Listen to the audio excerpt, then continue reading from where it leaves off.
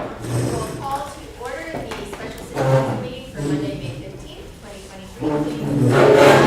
Please and join me in the pledge of allegiance.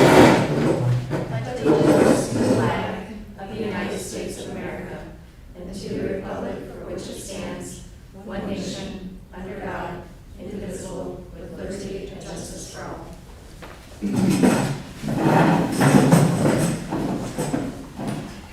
Clerk, please call the roll. Edwards. Here. Katsipatinos. Here. Houston. Here. Kozak. Here. Panzera. And Mr. Panzer is excused. Smith. Here. President Keeler. Here. Mayor Kearns. Here. Director Hale. Here. City Attorney Kuzan. Here. Director Miller. Here. All are present except Panzera. Thank you. Next we have comments from visitors. We have a Mr. Michael Riley, of 1153 Fairview Avenue. If you'd like to come to the podium and give us your thoughts. Good evening. Thank you very much for letting me speak before you this evening. I'm here to comment on the ordinance 2023-12, which is concerned with the incentives for Fortuna, excuse me. I think that if you would inquire to any of the financial institutions within 5 miles of here and ask them if we needed another financial institution, the answer would be no. Do we need somebody to fill building space in Grandview? Yes, obviously. I'm a Grandview resident, and I'm part owner of a financial institution here in Grandview, a branch. And it's a little bit interesting because everyone that's a member of a credit union is an owner. They have one share to vote. They get their dividends and everything. Sometimes at year ends, there's extra dividends. I have a hard time right now to understand how we can justify giving another financial institution incentives to locate here. There's 2 credit unions that have been very good to Grandview in supporting their Parks and Rec programs, so forth, et cetera. And that's Right Pat, which is in Columbus, but is very involved with Grandview. And of course, there's Pathways, and that's the one I'm a member of. And Pathways really goes back over 50 years in Grandview because it was Big Bear Store Credit Union. And I had the privilege of, back then, all of the officers were volunteers, so we didn't get paid or anything. But anyhow, I'm just real concerned when I look and go back and see all the things that Pathways and Right Pat have done and have been doing on a regular basis for the community, how we can turn around and offer incentives to somebody else to be a competitor for them. And then one other thing that I was looking at the site, and I'm certainly not a location specialist or anything, but I couldn't see where an external ATM or drive-throughs would be. And if a bank doesn't have those, they're not going to succeed in this business. So I appreciate you, anybody have any questions of me? Or? Are there any questions for our speaker? Thank you. I know Pathways has been a great partner. We really appreciate you coming here this evening to give us your feedback. Thank you so much. And I guess the only other comment, and it's sort of, well, I won't make it, and that's the fact that it's being considered as an emergency item. And that's one reason why citizens have problems when it comes to respecting politicians sometimes, when they see some of those kind of things done. End of the day. Thank you much. Thank you.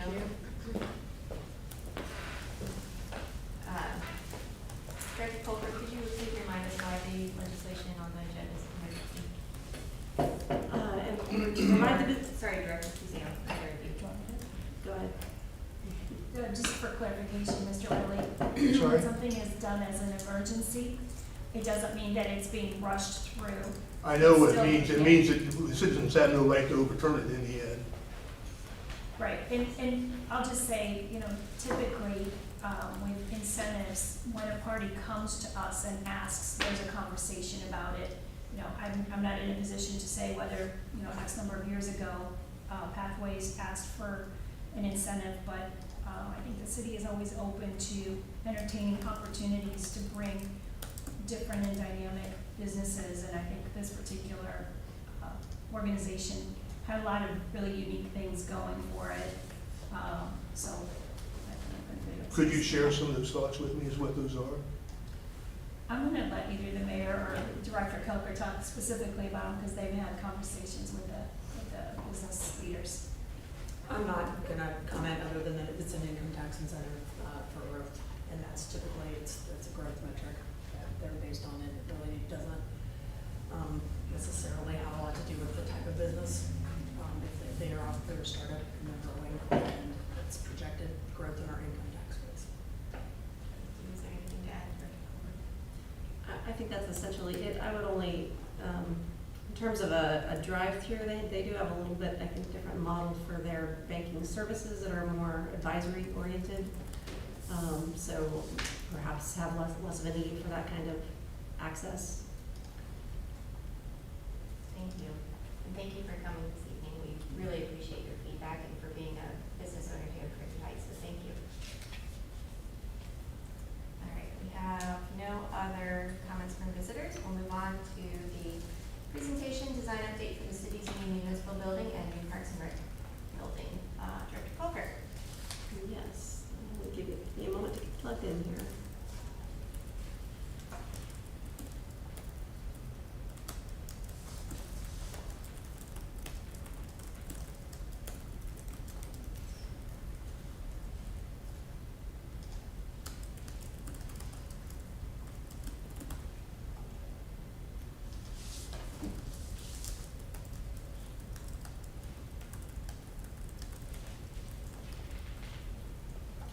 Apologize.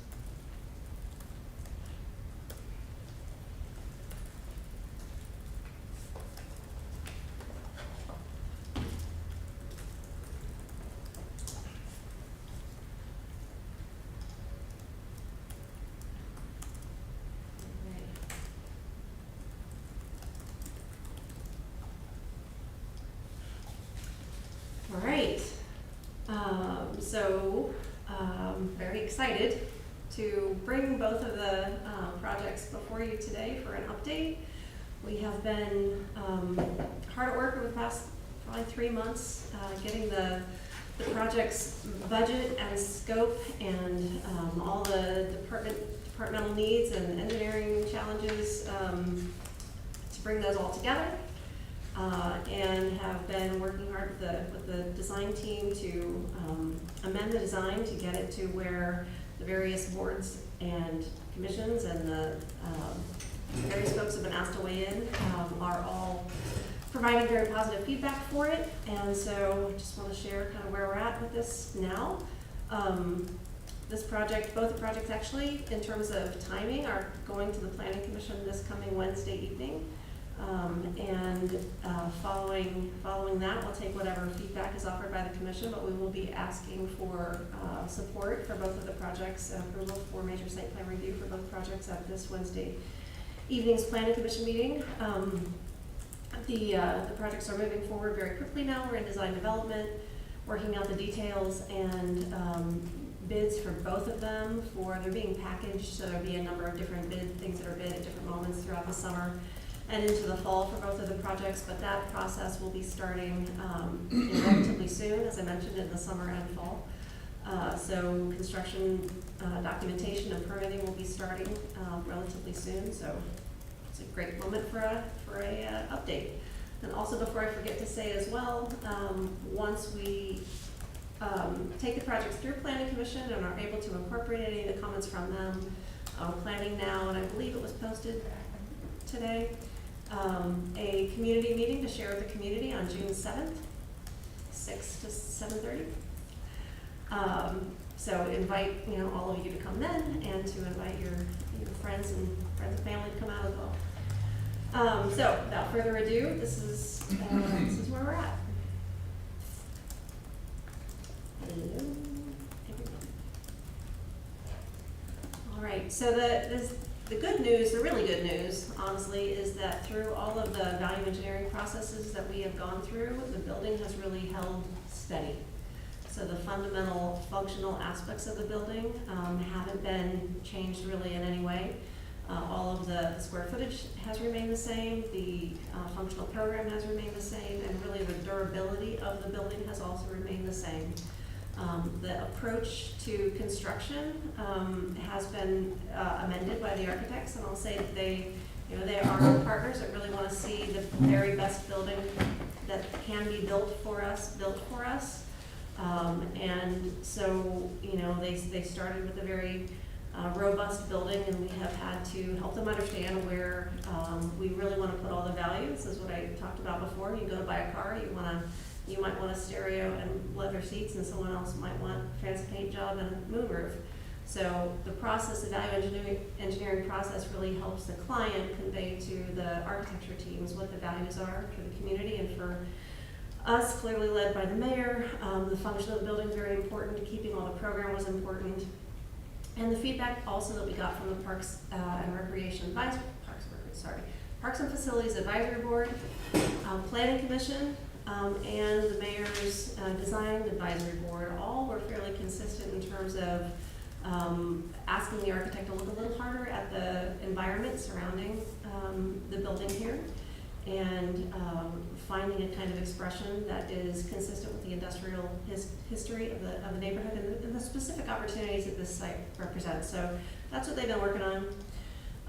For the site, we have been able to retain the stormwater management moat, we call it, around the building that offers not only those services, stormwater quality and quantity management in a natural way there with a kind of bioswale, but also provides protection for the building to prevent vehicles from being able to access up close to it. So that's been able to remain. Other major configurational things, I think it should look fairly familiar with public parking out front, public access off of Glendale, also the fire exit onto Glendale, and then there'll be a new stoplight here, a full function stoplight. It will be timed up with the one at Grandview and Goodale, obviously, because it's very close, but it will provide safe crossing for pedestrians as well as safe exit for emergency vehicles. And then secured parking in the back and an opportunity for fire to return off of Douglas to the south, as well as on-street, not really on-street, but pull-in parking off of Glendale to round out the parking while retaining as much of the green space around the building as could be done. So very true to the all the different planning studies that have been done, really kind of staying true to that. This is just a kind of reminder image, I think you've seen this before, of the wall that surrounds that moat and how if a vehicle were to try to cross that, they'd get hung up on it and not be able to proceed further. This is an image, so another thing that we did, and information that we've heard is how important it is, the Green Gateway coming into town from the south. The police chief also articulated that to the degree to which the parking to the south of the building can continue to be shielded from Grandview Avenue, much like the old service center has been by the large evergreen grove that's out here. That was desirable, so we have looked at that and how it interfaces with the project. We're still studying it a little bit, but it appears it will be able to keep the majority of that grove, which will mean the impact of the building coming from the south, we really won't see it. The view won't change very much. Here's the building, again, pretty much consistent with where it's been, a two-story building that's essentially three parts. And I'll just run through the plans real quick. Blue is police, red is fire, green is city services types of spaces. So fire to the east, police to the west on the first floor, and then up on the second floor, administration and council. Facing out towards Wallace Gardens, and then the fire bays and exercise areas on the second floor. Again, that's just in plan view. As you're coming in from the north, come into a public lobby. There's access to a safe room right off of there if someone is in need, and the elevator directly there, as well as stairs up to council chambers, which is directly above here. And on the second floor, as you can see, you can take the steps directly up into council chambers. The dais is facing that entry, and you'll see some imagery of that coming up here shortly. So again, this is from the corner of Goodale and Grandview Avenue. Materially, the big change from really an undefined, we priced a lot of different materials, metal panels, concrete, brick, I forget what all, various different kinds of metal panels, and settled on brick is the most economical building material really that there is. It provides a natural ballistic protection, so it's a secure exterior building material. And it's also one that's very common in the corridor here. Goodale is really mostly two-story brick buildings that are fairly rectilinear, so kind of building on that history of the corridor that this building is in, which is different from the building up the hill, which is in more of a residential area. So you can see Council Chambers is behind this kind of glassy corner. The main entry is signified by very open, welcoming glass entry facing the parking lot. And then I'll flip to the other side. The architect's been working on providing the fire station with some demarcation that is more explicitly about fire, so adding the big 51 graphic there, and exactly what the materiality of that might be is still being studied. The color of it is still being studied. A couple other nice things that you can see in this image really is that the big drive apron, a lot of times you can see those big aprons that come out to the street. In our case, because we're turning the corner, and that'll be shielded by shrubs, which will lessen the impact of all that concrete on the environment along Goodale. Nice feature. And then moving back around so you can see the main entry. This is taken a little bit from the west, the flagpoles along the walkway there to the building. And a little bit from the east. There's also, where we don't have these walls that provide protection for the building, we are incorporating limestone seating blocks that will serve both as bollards as well as seating out in front of the main public entry. And you can kind of get a peek of the stadium seating that there is. Coming in head on there. This rendering helps illustrate these also accent metal strips that will be integrated into the building design. They are dichromic, so they go from being kind of silver to kind of a green as you move past them in different directions, and the sun dances on them. It's really a beautiful material, and will give the building kind of some aliveness almost. Some of the design advisory board members were very, very supportive of that particular feature. And then this is coming up from the south, really illustrating the degree to which the building is going to be quiet on the south side coming into town, so you really have landscape as foreground. And then moving into the building, the lobby with the fire truck is still in there. We're working on some technical challenges with that yet, but it's in there. Stairway up to council chambers and some stadium seating. If we have a class come in, might want to learn about fire, it'd be an opportunity to do that. On the second floor, looking down, this is a conference area dedicated for council members' use. And obviously, there'll be other folks who may use it when you're not in there using it, but there'll be an opportunity for you all to have a space of your own there as well. This gives you a nice sense of how much the park, all that greenery will play into the sense of the lobby too. Back the other way as well. See the top of the stairs, you arrive at council chambers, which is all glass, and you can see beyond to Wallace Gardens there. The dais directly ahead of you. And council chambers. The dais ahead is elevated one step, just to provide a little bit of visual ease of seeing everyone. And then staff seating to the left there. And the other way. There's a wood ceiling plan for council chambers and the lobby you'll be able to see through the glass, and that wood will then have a presence on the outside of the building through the glass. So trying to get a kind of a twofer out of the wood use there. All right, and that was it on that building. Happy to answer any questions. Do you have any? Are there any questions for the director? Council members? Thank you. I personally like the aesthetic. I wondered if you, with the heavy glass though, if you could speak a little bit to security, given the unfortunate day and time, the era that we live in right now with Yeah. gun violence in this country, and then also just any concern about keeping the budget or the project on time, on budget, given Intel's really heavy demand for concrete right now. Right. Well, so I'll answer the second first. A couple thoughts about that. One is that the industry has geared up a lot. So I have heard in a number of different venues recently that access to building materials is moderating, that it's becoming more predictable, and therefore people aren't putting a surcharge on it that doesn't really have a value other than to mitigate their own risk. So hopefully we get, I think we're going to be going forward with bidding actually a very good time, as it turns out.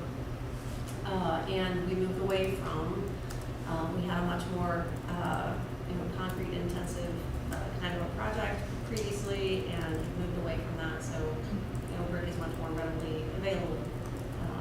So, as far as protection, we have recently engaged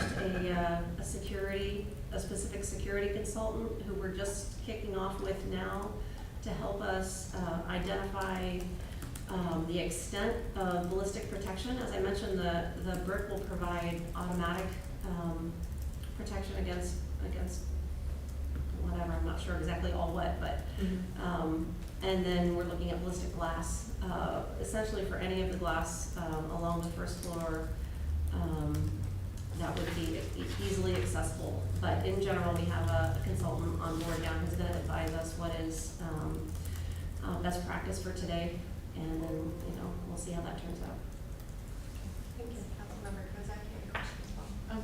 I did, the June 7th meeting, with the public input, is it just for them to kind of see how everything is set up? I don't know if it's a chance for them to provide any feedback or if everything's pretty much set now. We're gonna have some questions still, I think, remaining at that time, and we're kind of going through what those opportunities for questions might be. I think, in general, the building is set. Yes, there's been a lot of input that has been sought and incorporated, and we are going forward with this project at Planning Commission on Wednesday. Okay. And then also I wondered, I think I asked before about solar panels over the back parking lot, and I wondered, it might not be in the budget now, I just wondered, and I talked with, I attended a hearing at the Marble Cliff Council meeting for their energy aggregation, and I talked with the ED of SOPEC, and, well, I'll let you answer, and then I'll give a few other pieces of information from him. Thank you. Yes, that's okay. So yes, we have identified about 10 alternates that will increase the value of the building, if you will, and allow us to add certain things. One of them that is an alternate is solar panels on the roof of the building. The building is so we moved them, we've been talking about them over the carport, but we've reduced the size of the carport to really what's needed for the safety services staff, so it's smaller.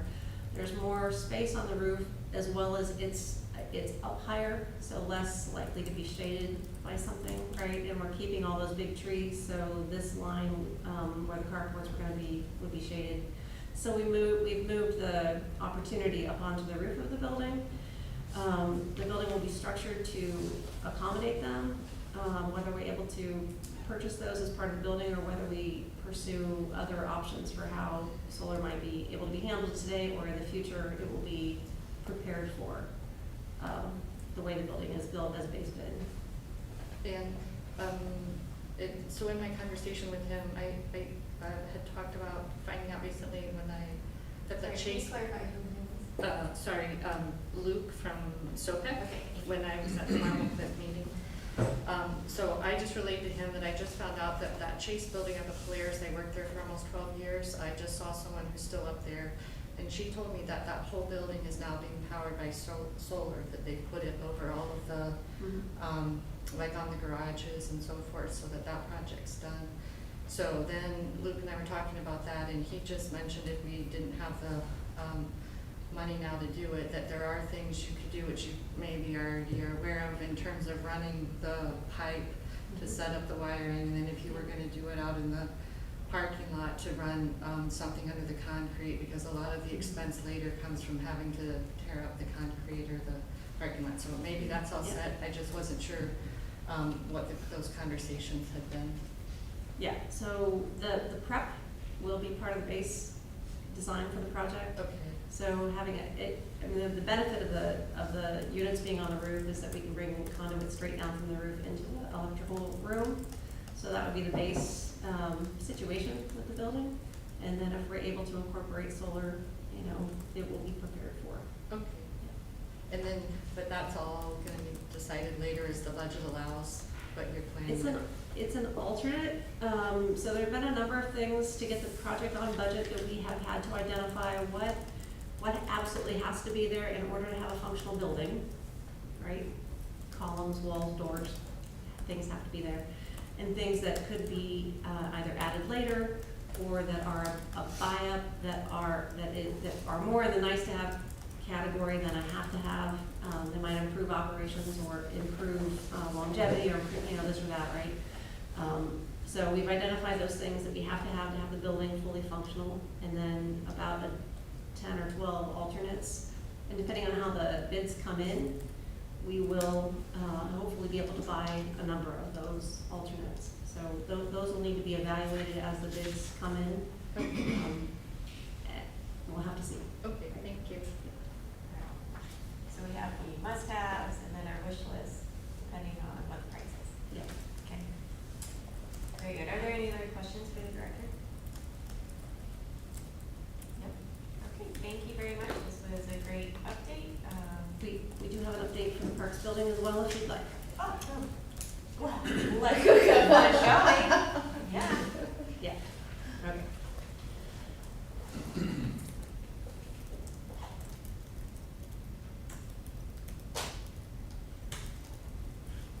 All right. You know, I have looked at these so much, I'm not sure where people have, like, when you've seen something or when you haven't, so try to just run through this. This is would be the main entry view, coming in off the parking lot, and kind of turning left. Nice glassy entry there and a covered patio overlooking the playground. So this project also, you know, Parks, I'll say first of all, Parks and Rec staff are tickled.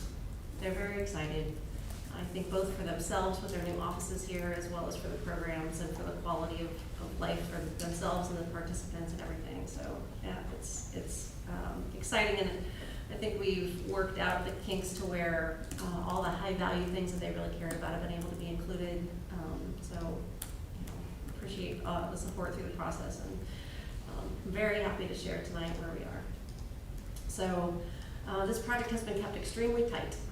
Right, so we're really only going to be impacting Kinley Park right around the building, how much it is required to be impacted in order to build the building. We did have the architects, the landscape architects, do some visioning for us for the playground. The feedback that we got from a variety of, really kind of from everybody, was sort of centered around the same thing, is that we feel as though any other work to the park would be better considered in light of a full master plan. So we kind of pulled back any of that additional scope and are just focusing the work right at the building for now. And just to review, the master plan you're talking about is the Parks master plan that we will be doing since we have finished up the current master plan. This will be the next phase, correct? Correct. Anticipated to start next year. Yep.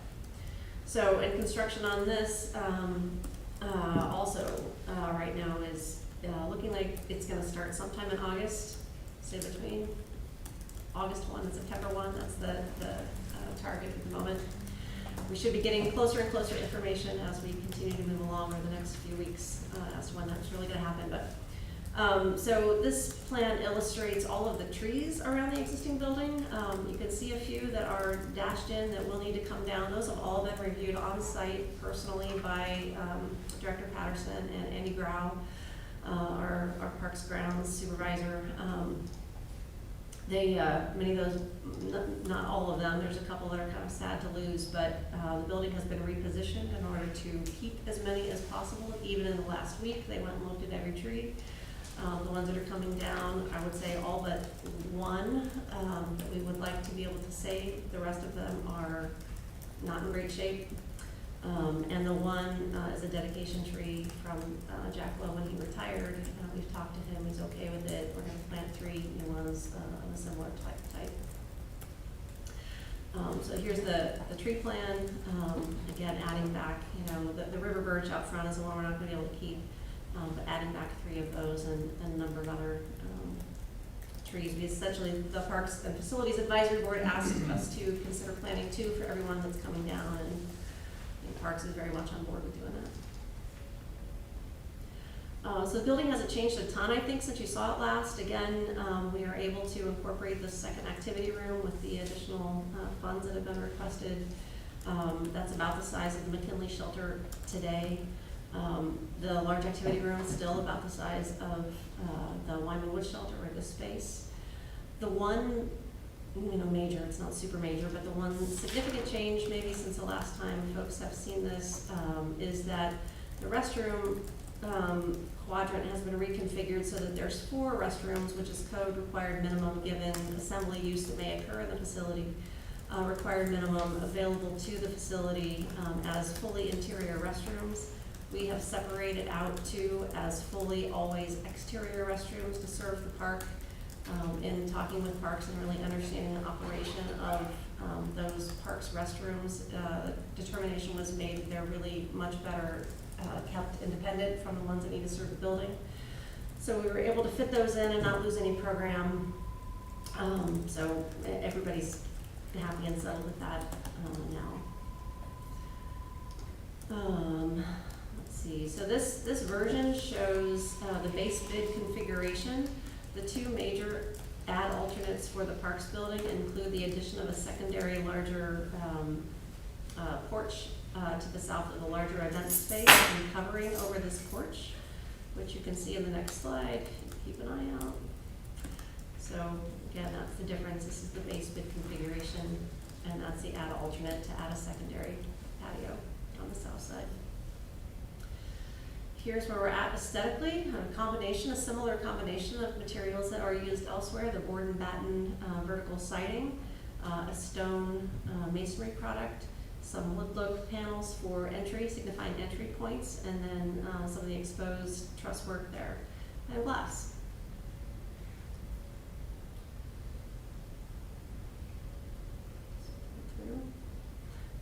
Actually, you can see all the way through the building when you come in the front door. You'll be able to see all the way through Wallace Gardens. It's a very nice view. So looking towards the main entry, this is showing the add alternate with the roof over this patio. The base bid, the roof would stop back here and look more like this. The patio would still be there, but it wouldn't be covered. So again, we've needed to identify things that are first priority functionally, and things that could be second or added later. This is looking at the building from the Wallace Gardens side, and it's showing the add alternate with the patio on the south side of the larger activity space there. We'll be able to get out of the lobby, and the path that you're seeing might be something that could be added in the future. It's not planned for the immediate term, sorry about that. Looking at the building from the south, large activity room to the right here, access from that center gathering space in the middle there, and then the smaller activity room there. Moving into the building, this is looking out of the lobby towards the ball field. And as you can see, we're starting to get into a lot of the very specific things. These are brand new last week, so they'll continue to develop. But again, a combination of wood and stone and natural materials, lots and lots of glass. Entry to the left there, and then one of the first things that you would encounter would be this reception area that can be both closed as well as open. Can be secured if the building is being rented, so that the park's staff offices aren't exposed to access off hours, but very welcoming during open hours. Access there. This is Parks and Rec staff area. Looking back towards the lobby from the staff area.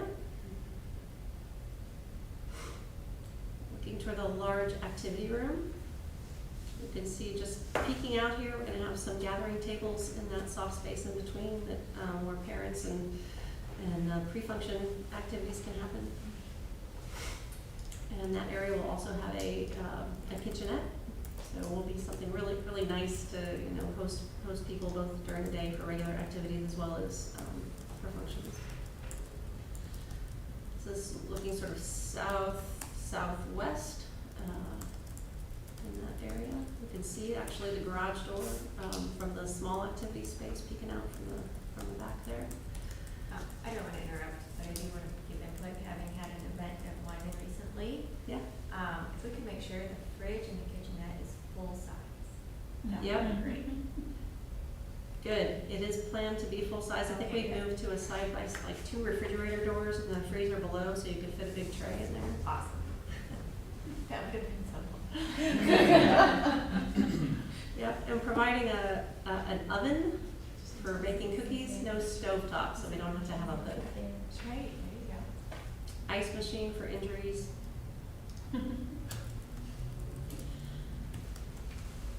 Small activity space, so planning in here both a kind of kitchen sink, a normal sink, if you will, as well as a art sink with a plaster trap for doing art projects. And then in that small activity space, looking out to the patio, towards the ball field, there'll be a garage door that can open up, so you can really have, you know, that space could become almost one space to use together. The large activity space, this is looking north, this is the storage room, is behind this wall of mirrors, but we'll have a wall of mirrors for activities, as well as you can see in the next, well, you can't see in this picture, you can see in other pictures, it really serves to kind of make the room feel bigger, because you get the reflection of the outside. Though this is looking more southeast, with the room set up as a banquet. It's 14 feet, this room is probably roughly 9 feet, so 14 feet to the underside, to the lowest point, the spring point of the trusses, and then it rises taller from there. And that's important because it increases the kind of programming you can have, right? Yes. And that's the update on that one. Do you have any questions for the director? Councilmember Kozak? And I haven't asked before about solar panels for this building. I don't know how shaded it is with trees around it, but is that being considered? It is more shaded, and no, it's not being considered right now. Yeah, that's the short answer. It's not being considered. Councilmember Houston, you have a question? Thank you. Yes, Director Felker, do we anticipate some revenue then? I guess, seeing that this can be an event space, whereas I don't think we do that here for rentals and. We don't. This project has been very, very, very thoughtfully designed and thought about by the park staff in terms of operations and how it might be able to work. The idea would be that there would be, you know, rental opportunities. You know, some of them may be more independent. You could rent the whole thing. You could rent one room or the other room. So yeah, I think there's a revenue opportunity certainly here. They're also talking about wanting to have a building monitor, you know, somebody there. So I think that operationally it's something that's going to need to still be refined, just because this building is, you know, more complicated than a shelter building to make sure it gets all buttoned up at night. Great. Okay. Thank you. And kind of how it's been designed, my understanding is the space equivalent to McKinley that was previously used for like birthday parties or craft things and that sort of thing, so my understanding that would still be available for those things. Correct? Right. This room, I mean, again, it hasn't been operationalized, but this room could be accessed only from the outside with restrooms from the outside would be one idea. So I think operationally it's pretty flexible to figure out what's best as far as how it would operate.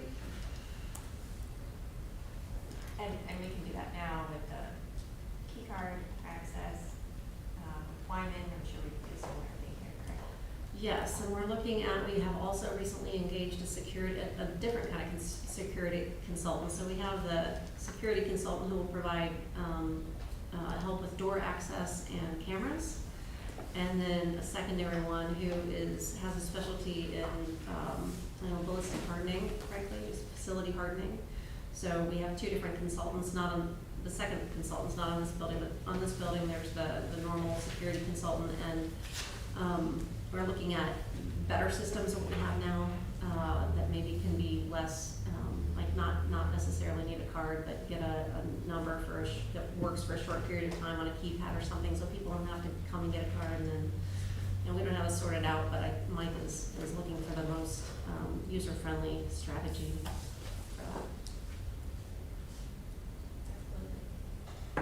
Sounds great. Any other questions?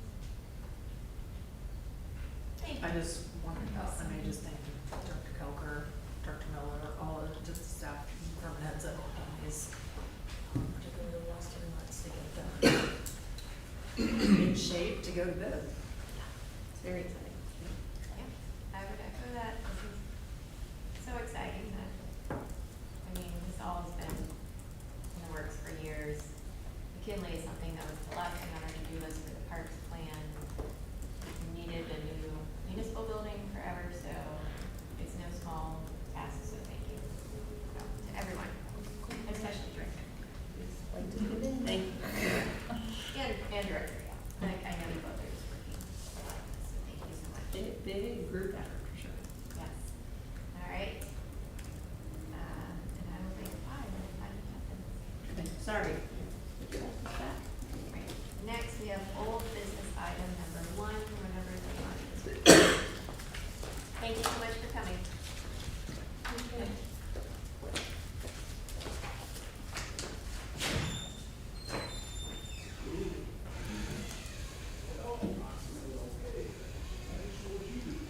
Resolution 17-2023, a resolution adopting a tax budget for fiscal year 2024.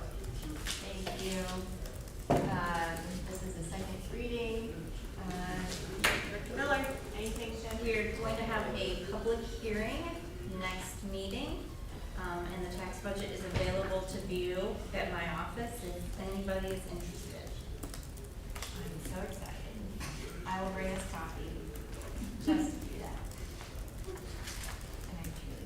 All right, are there any questions, discussion? We'll record that as a second reading. Moving on to old business item number 2. Ordinance 2023-12, an ordinance authorizing the mayor and director of finance of the city of Grandview Heights to enter into an incentive agreement with the Fortuna Bank to provide economic incentives to locate operations of this woman-owned bank within the city and declaring it an emergency. Thank you, Mayor Kearns, as sponsor. Would you like to speak to this legislation? Well, I think I'd probably defer to the committee chair. Oh, I'm sorry. We did. The Economic Development Committee met at our last meeting on May 1st, and just to give a brief summary, if passed, legislation will provide Fortuna Bank with a 10-year 25% tax credit applied against the employee holdings. We talked about being in a competitive environment relative to business attraction. The applicant was able to be with us, talked a little bit about how the incentive is important to them as they consider where they will launch their operations. If Fortuna will be located right down here at 871 Good Hope Boulevard. Did have a conversation about the number of jobs or the payroll relative to this business, and by year 4, have 21 employees, payroll will be 2.1 million. We've talked a lot in the past couple of years about how the nature of jobs and the income tax has changed in the city. It's important as we move forward to really shore up that income tax base. Like I said, we met on 5/1, heard from the applicant, had discussion, and committee did recommend unanimous approval to this body. So, good. Thank you. That's a great overview. Lots of information. Is there any discussion? Thoughts? Yeah, I'd like to reiterate that I said in committee that incentive agreements that come through here. Since I've been here, it's a very reasonable incentive agreement and very good for economic development and excited to see this business located here in the city.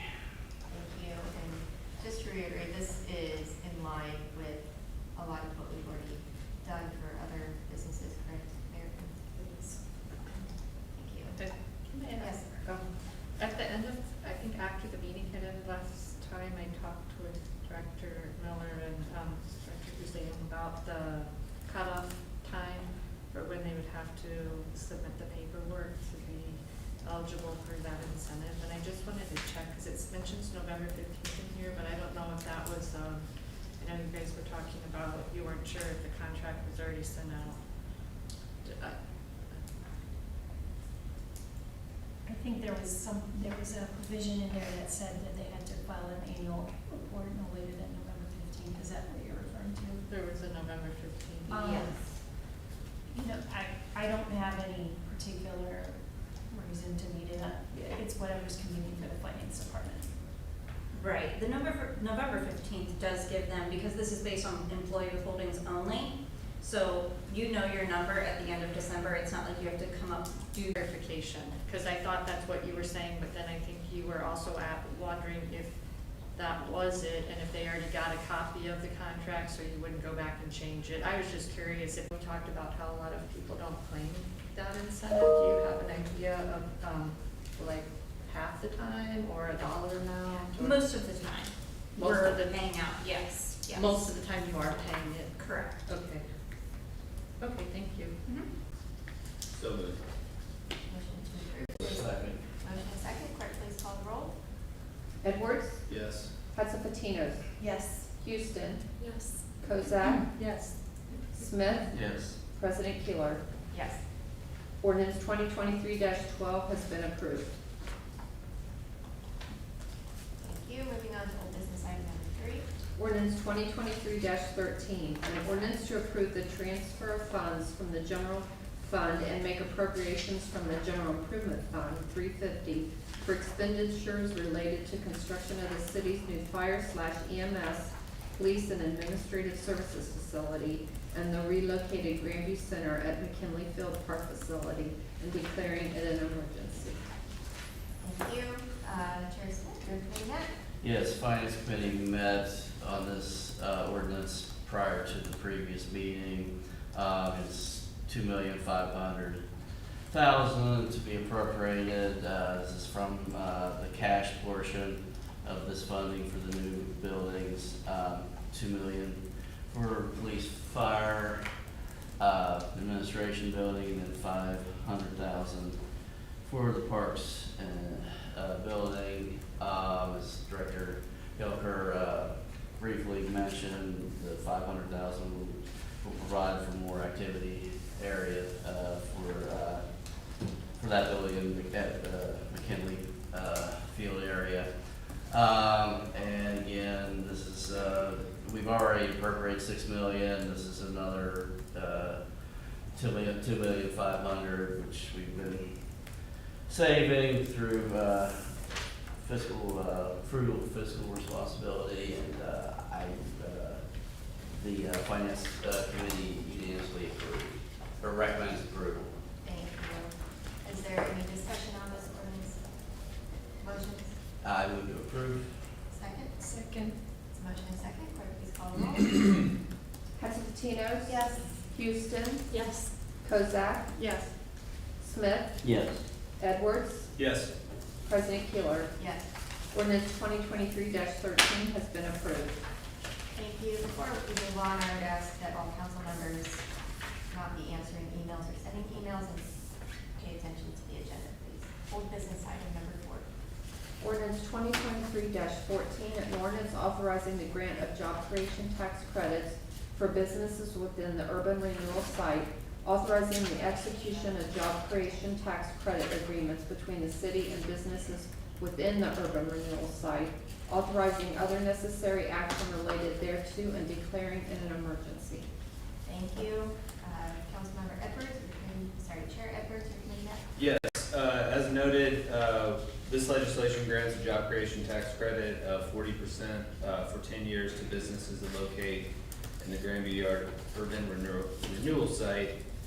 Credits applied against net profits. As we, again, as we adjust to changing realities, work from home, nature of work, this legislation will help to keep offices in Grandview Yard both attractive and competitive to prospective new employers. We met on May 1st, and the Economic Development Committee recommended approval to this body. Thank you. Is there any discussion? I'd like to commend the finance department and the administration for this ordinance, and this is the second one that we're going over this evening, third reading, and this is much needed reform to the yard to get more revenue into the city, as well as ensuring that the bonds are going to be paid off in a timely manner. And again, we just want to commend the administration and finance department for this. Thank you. Any other comments, thoughts, motions? Motion to approve. Second? Motion second, clerk please call the roll. Houston, Yes. Kozak, Yes. Smith, Yes. Edwards, Yes. Hudspetinos. Yes. President Keeler. Yes.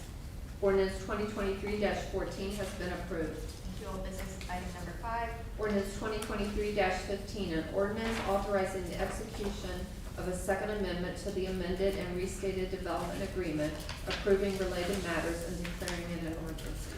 Thank you again, Chair Edwards. Yes, our committee met, and just as a summary, this legislation is an amendment to the existing Grandview Yard Development Agreement, modifies the schedule for percentage of income tax to repay our bonds. Committee met May 1st, and the amended terms are favorable to the city and simultaneously keeps on pace to pay down the bonds on time. So we did unanimously make recommendation of approval to the whole council. Thank you. Any discussion? Comments? Motions? Motions? Move to approve. Thank you. Motion second. Clerk, please call the roll. Kozak, Yes. Smith, Yes. Edwards, Yes. Hudspetinos. Yes. Houston, Yes. President Keeler. Yes. Ordinance 2023-15 has been approved. Thank you. Moving on to old business item number 6. Ordinance 2023-16, an ordinance authorizing the mayor and director of finance to enter into a lease agreement with M3S Sports for the use of Brady Girl Park and adjacent streets for the Ohio Health Quarter Marathon and 5K on August 6, 2023. Thank you. I have not signed this. Director Hale, anything to say on this legislation? Anything additional, we look forward to welcoming them back. It was the first event last year and look forward to it again this year. Thank you. We'll record that as a second reading. Moving on to business item number 1. Resolution 18-2023, a resolution to waive the provisions of section 529.07 B3 of the codified ordinances for the Hofbrau House Run Walk event on July 15, 2023 in the city of Grandview Heights. Thank you. Mayor Kearns. Thank you.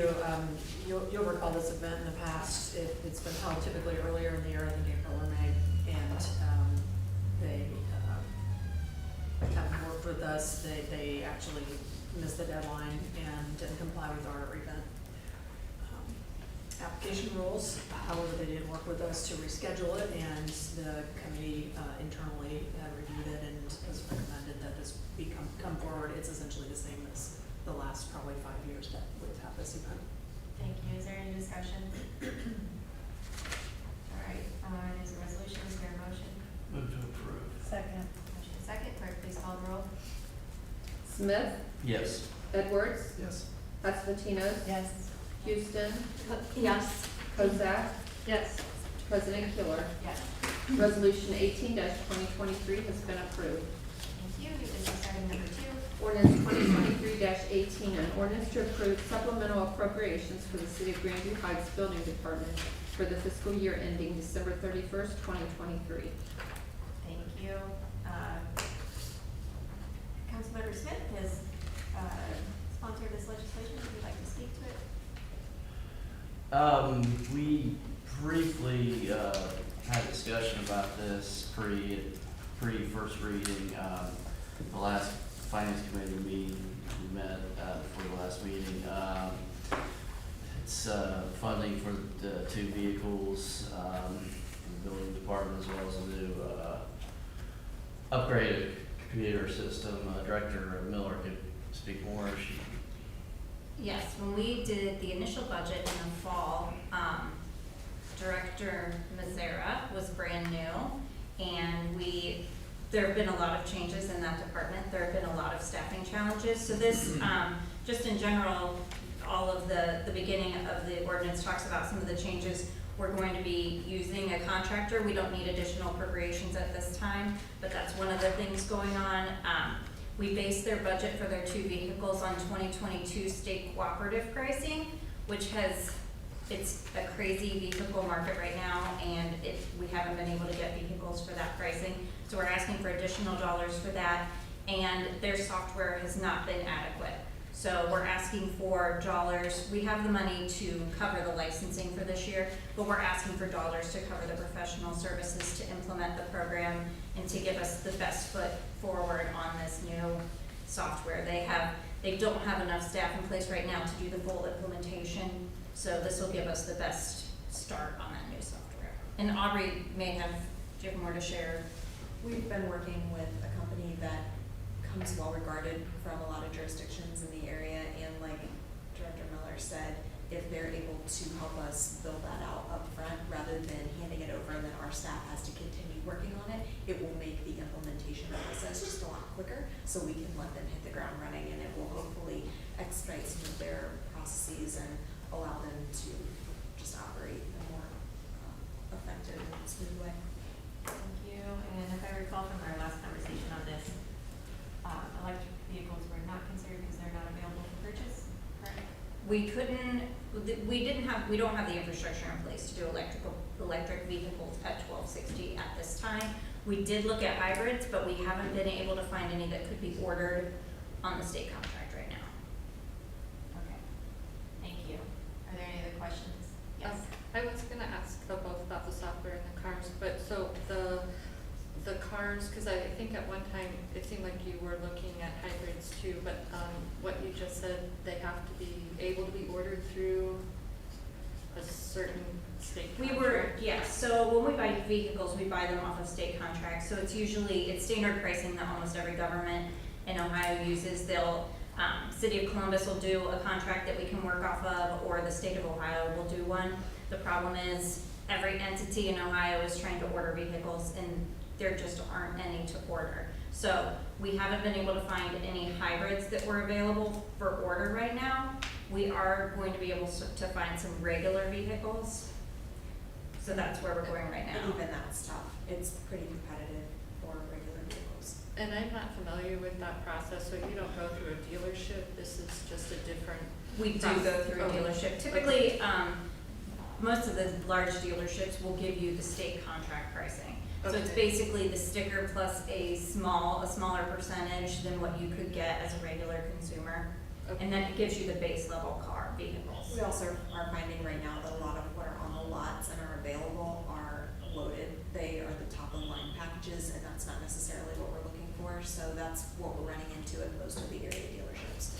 So it's kind of like our contract with Ohio State, we get a discount for Hertz for renting cars, you get a discount for buying cars, right? Different contract. Okay. And then, the question on the software, you had mentioned that you just bought software maybe 3 years ago, and I wondered how much that cost. I know that the annual cost is around $8,000. Was it 60 for? I don't recall either. I can look it up. It might have been 35,000 for the initial. And then this amount, so what you're saying is this 43,000 isn't for the software per se, but it's for some. It's the build out of the software to personalize it for us and our forms and our various permits, because there's all different kinds of permits. Okay. So it will build it out, and it'll set up workflows in accordance with the way our department works. So So it will allow our staff to essentially put in the information, the fees will be automatically calculated based on all of the various factors. It'll do things like that where a person doesn't have to spend the time doing that, and then it'll allow for online payment. It allows us to do so many more things than what we're able to currently do. And then there's an annual fee like the other one? A regular licensing fee, yeah. Okay, thank you. Is the annual licensing fee around the same price? It is more, it is, I believe it's, It was 22 for this year and maybe 23 for next year. So the And- personal services are more Yeah. upfront, and then the licensing fee is less. right, and we're currently paying, I think, $8,000, but it's just not, Unfortunately, we're getting a lower quality service with the lower price. So, and what we've found with the various softwares is that if you pay a little bit more, we have seen it firsthand. We went for a demonstration with a community that's using it, and we're very impressed. All of our staff were very impressed with what we saw. So essentially, this would help streamline our services instead of having to hire more people. It's allowing us to work with what we got in a more efficient way. Yes, it also allows our outside contract help that she was just talking about, us bringing in to supplement what we're already doing. It allows them to have seamless integration, so they can be out in the field and actually working in our system, so that it all flows together. So we're looking forward to that as well. Great. There's a lot of staff time, if I may, there's a lot of staff time spent on workarounds, on customer service tickets, on just basically doing it manually because the software is really not meeting our needs. This particular one that we're looking at also will do things that are not just for the building department. It can expand to other departments, and we're particularly interested in the zoning and the right-of-way permitting functions. And potentially down the line, they do more than just that. They do public safety, public service, financial modules, if we would so desire. And so if we get in, we really like it, and we think that we want to add services in the future, and it's within our means, then we have the option to do that as an existing customer. yeah, they have budgeting modules and financial reporting and transparency dashboards, but of course that all, I mean, we tried to price it all at the beginning and it was beyond what we could do, so we thought we would start here and then maybe if everything goes well, we can eventually add in some of the other modules. Thank you, and we're gonna record that as first reading, and I will sign that to finance. Moving on to new business item number 3. Ordinance 2023-19, an ordinance to amend the zoning plan and map of the city of Grandview Heights by changing the zoning classification of certain parcels within the city of Grandview Heights, Ohio, from various classifications to C1 Limited Commercial District. Thank you. This is very exciting. Please tell us about what the library is. You all have the privilege to be serving at a time when all of our 3 institutions in town are doing major improvements, and it's amazing what the library's doing on their lawn. They are, I mean, if you look at the legislation, it's in there, whereas, but the first thing is that they're making permanent the drive-through window. But the lawn, they've recognized that their music on the lawn and other kind of events and utilization of that space is so important that they are putting in a permanent structure, like a band shell, what's called permanent structure, paver patios, widened ADA compliant walkways, getting people more off the road. They're expanding the capacity, essentially making it into a park, taking out that section of parking that's on the east side, kind of, I guess on the east side, but to the north, and making that into essentially permanent space that can be used for events, parking, food trucks, et cetera. So yeah, I would suggest you look at the plans. They're beautiful. Came to the planning commission, got approved, but in the process, rezoning was recommended and lot consolidation was recommended. It's got a kind of a mix of, I think, R2, RS1, RS2, and C2, and the recommendation was actually to rezone as C1, which is commercial, and that kind of raised a few questions, but if Director Kelker were in the room, she could explain why, but I will take a stab. The area around there is neighborhood commercial, and so it has that small scale. It's not that we expect this to turn into commercial space, but it really sort of the character of what the built environment is congruent with that, and that's where that recommendation came from. I guess as an aside, and I don't know if it'll actually be legislation or not, but the city used to own part of that land. There was a transfer, but as a result, there now needs to be an easement for super access. The city attorney can tell us if that's going to be its own piece of legislation or can work with It this, will but. probably need to be its own piece of legislation, because I think we have to do the rezoning of it first before we can record the easement. So that's the overview. It's a lot consolidation and rezoning that essentially there's a process, planning commission recommends rezoning, and then city council puts a notice out, I think a 30-day notice out, has a hearing. People line up to speak about rezoning, just kidding. And then you guys can rezone it. So that's what we're asking for. Thank you. Any discussion? We'll record that as first reading. I'll assign that to planning and administration and Fairfax Casinos. I would strongly encourage you to invite Councilmember Kozak as our library liaison. If I may ask Yes. a question, I know that we've tentatively talked about not having a mid-month in June, so I think the cycle that we were talking about was to bring this back and have a 30-day hearing for the July 10th meeting, is that right? Liz has not let me know. Okay. Is that? For July 10th? A mid-month in July? Is that what you're talking about? That's No, the July that, that would be our first meeting in July, because we bumped it. Oh, by yeah, a we week. bumped it. I mean, that's fine. That's the timeline. I just want to make sure Leilani has time to get it in the newspaper. Yeah. All right. Anything else on that? What's that? I'll talk with Liz also. Okay. Sounds good. Other business? We have no other business. Do we have council member comments? I have not gotten there Oh, yet. excuse me.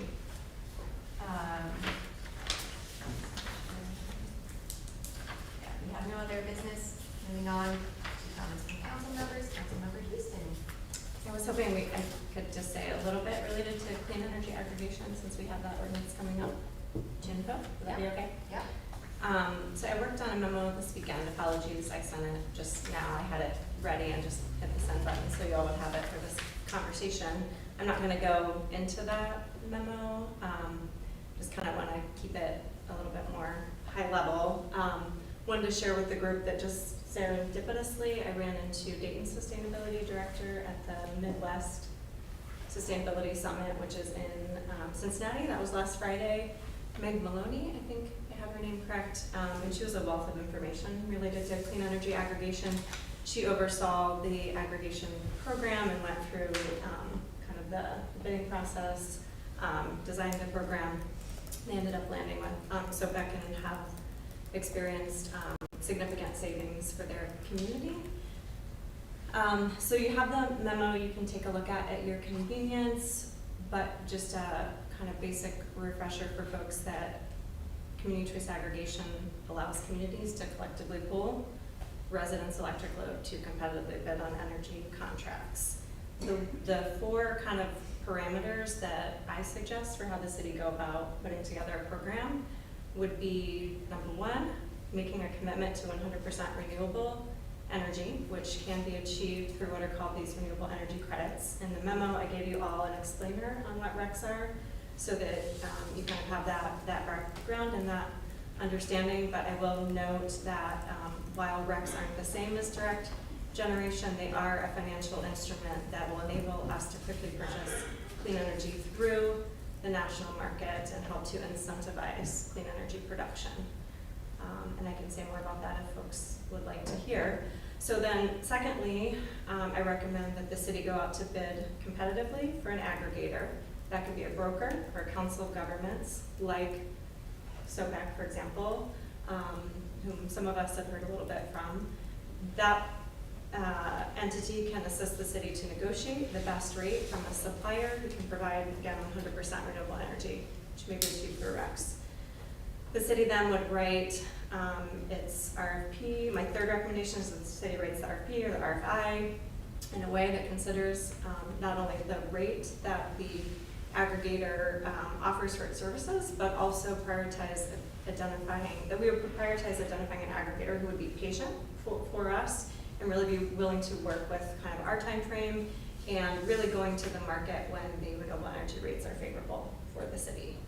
And then fourthly, that we, as a city, would not approve our aggregator locking in a rate for the city's first energy supply contract until the rates are cost competitive with the standard service offering. So what we don't want to do is have a conversation publicly, kind of in this, in our council meetings, is what I mean by publicly, kind of on the record, because we could give suppliers kind of, if we set a number, 5%, 20%, whatever it is that we would want to go above or below that standard service offering, we could have the unintended consequence of tipping the hand of those suppliers in our aggregators negotiations later. So what I would say is that we make a council policy decision that we are going to have a cost competitive rate, and then noting that other Ohio communities that have recently secured 100% REC contracts have saved upwards of 25% or more for below the standard service offering. So those were kind of the basic things that I wanted to cover. Again, there's more detail in the memo. From here, my recommended next steps, and this will be up to, of course, President Keeler, would be that we would consider hearing from Dayton's sustainability director. When I talked with her, she was more than willing to make the trip down here on June 5th. That could be during an aggregation committee meeting, another one that we would hold before a council meeting where all council members could come, or we could hold space during our full council meeting. That would be kind of just one additional step where we could hear from someone, kind of neutral party, again, other city that's gone through this, and she'd be able to answer kind of any questions that we would have.